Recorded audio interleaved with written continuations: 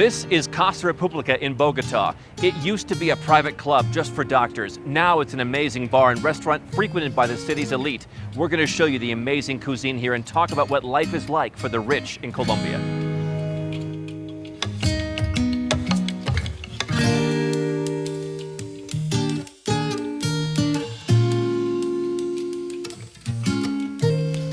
So we're going to settle the great debate, the Rola versus Paisa debate. Bogota versus Medellin. Do you want to go first?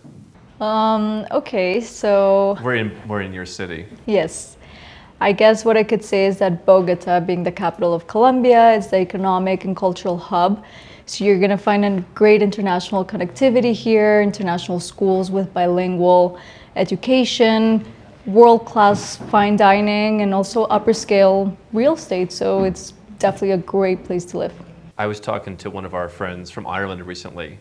You would think, coming from Dublin, how does Bogota compare? There's far more fine dining restaurants, far better service, honestly, here than I think a lot of cities in Europe. I totally agree. But you're coming from Medellin. Yes. You like coming here, though. Yes. I don't know how they tolerate you in Medellin, because I thought the people in Medellin are like, we don't like those jerks. They don't like to come to Bogota. Why? I don't know. I think that the paisas, we are like very regional. So we like receive all the people very great. And in Bogota, they are more cold, maybe. So that's why. What's interesting is my personal team came here with me, and they're saying people here are so humble, they're so kind, everybody's so nice. Mm-hmm. If people in Bogota are cold, what the hell is the rest of the world? And you're in the middle because you spent part of your life here. Mm-hmm. Do you identify as Orola? I identify as 30%. 30% Orola? Yeah, but I'm mostly from Bucaramanga. It's like part of my personality. But to your point, I think that it's a matter of perspective. Maybe the culture in Medellin can be more warm, but you mentioned, Mr. Henderson, that you came here with your personal team, and the welcoming of Bogota for them felt really, really warm. I came once from spending 3 months in Belgrade, Serbia, to spending 3 months here. There cannot a bigger difference be, and I appreciate them both. But Belgrade is a culture where, let's say you go to order a coffee, perhaps 5 words are exchanged in the total conversation. Here, it's a conversation of talking about how's your day and what's going on, and it's really a conversation just to order even a coffee. Is that right? Yeah, absolutely. What does that come from? I believe that people want to get to know you, just like your essence, more like than providing you a service. They want to get to know you, why you're here, why are you in Bogota, and why are you enjoying here too. So I think it's more like about the essence of each person.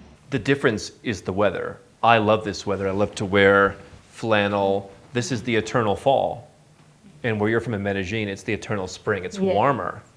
This, to me, speaking of Ireland, is almost kind of a Dublin-like climate. It rains sometimes. It's perpetually 16 or 17 degrees. Mm-hmm. And if you like that fall, if you like being a gentleman who dresses up, or you want to wear more elegant, clothing, I think you can do that here. Muy buena noche. Vamos a servir por este lado nuestro salpicón al estilo tragabuche. Una base de gazpacho, pimientos con atún fresco y camarones. Trozos de aguacate y manzana que le dan frescura al plato. Por este lado, huevos estrellados con chistorra, una papa en doble cocción y pimientos del padrón, piquillos. Y aquí tenemos croquetas de matanza, clásico español. Y aquí para cerrar vamos a servir unos canelones de rabo de toro. La salsa en la que está hecha es una bechamel de queso manchego con un poco de avellanas. I'm looking for a French red. Bartholomew. Bartholomew, yeah. It's good? Saint-Emilion. Vino tinto amable. Perfecto. That's our choice.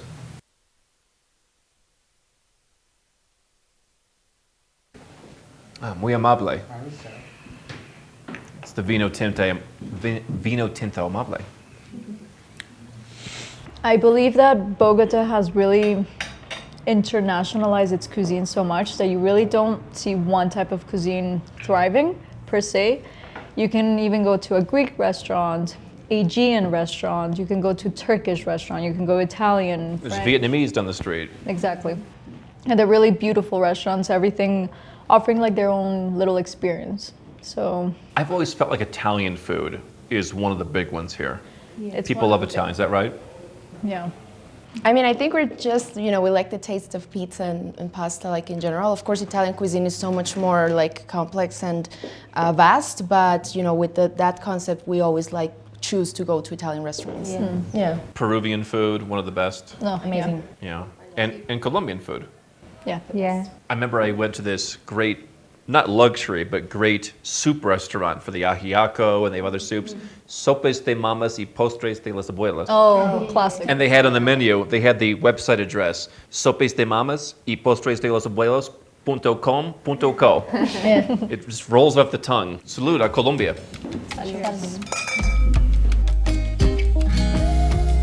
More and more people are moving here to Colombia. I think Bogota will get more attention. The question is, how do I move here?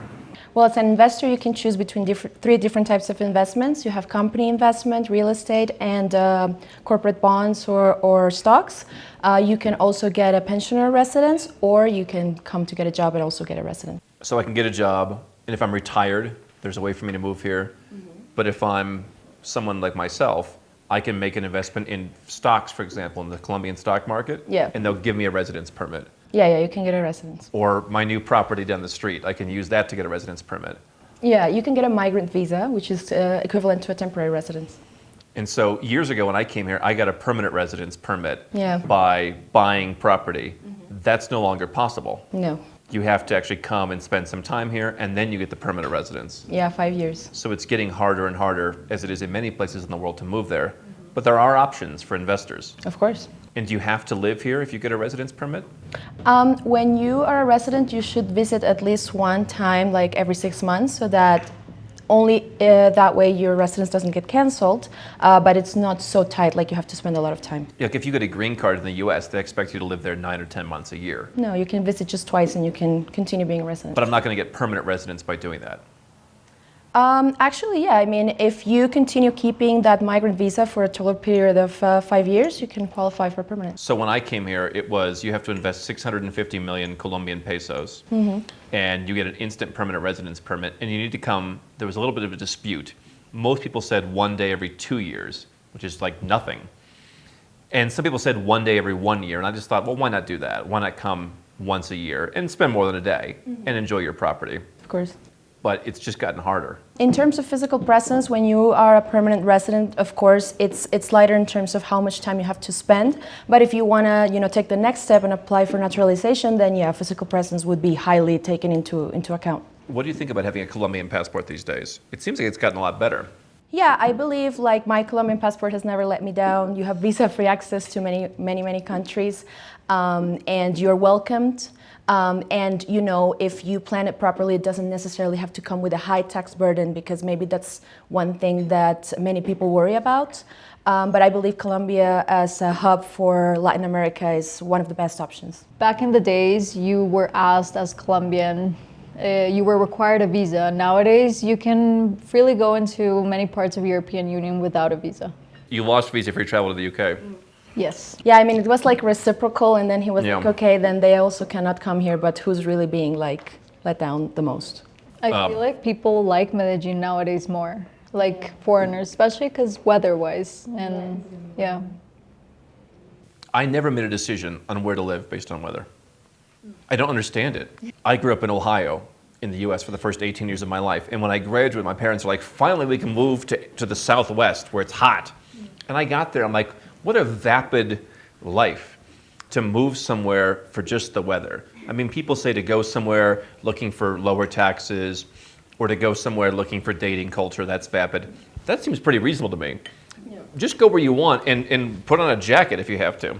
Well, it's definitely, there's a lot of other criteria to take into account, not only weather in the end, but for vacation, for example, a lot of foreigners. One of the other misconceptions is taxes in Colombia are really high. And I think people don't understand how that works.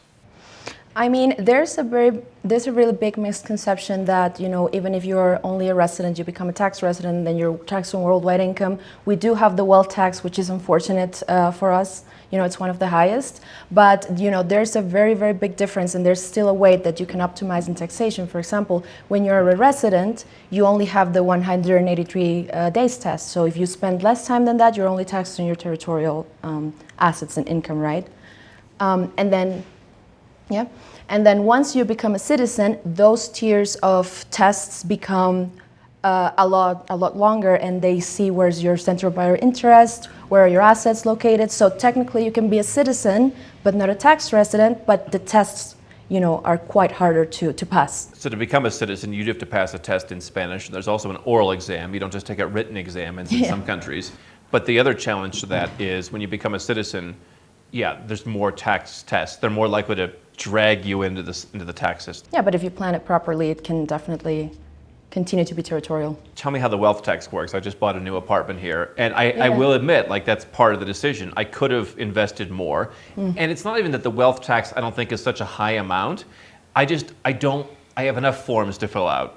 It's the bureaucracy involved that more bothers me than I've got to pay $5,000 a year. I mean, the wealth tax is definitely, you know, on top of everything else, capital gains, personal income tax that you already pay, and the rates are not so low like in other maybe Latin American countries. But for me, if I just own a property, I don't pay tax on anything else. I would just pay the wealth tax. Yeah, and then even we made the calculation, and it's not quite there yet, because your assets need to be valued at 3,800 million pesos. I love this in Spanish. Yeah. It's like Elon Musk is worth $362,000 million.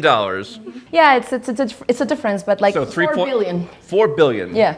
pesos. Yeah, more or less. And then there are 3 tiers depending on which bracket you are in. So it starts at 0.5, then you go up to 1, and the highest is 1.5% of those of the value of. It's a European style wealth tax. Yeah.